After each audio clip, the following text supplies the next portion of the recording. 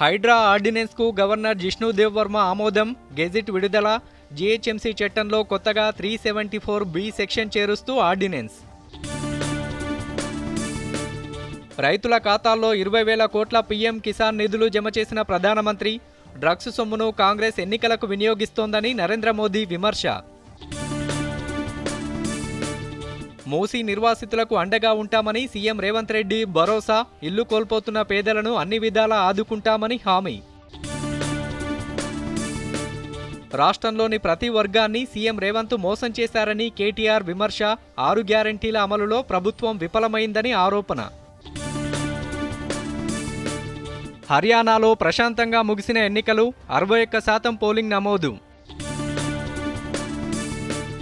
బంగాళాఖాతంలో ఉపరితల ఆవర్తనం, వచ్చే 3 రోజుల పాటు రాష్ట్రంలో మోస్తారు వర్షాలు కురుస్తాయన్న వాతావరణ శాఖ.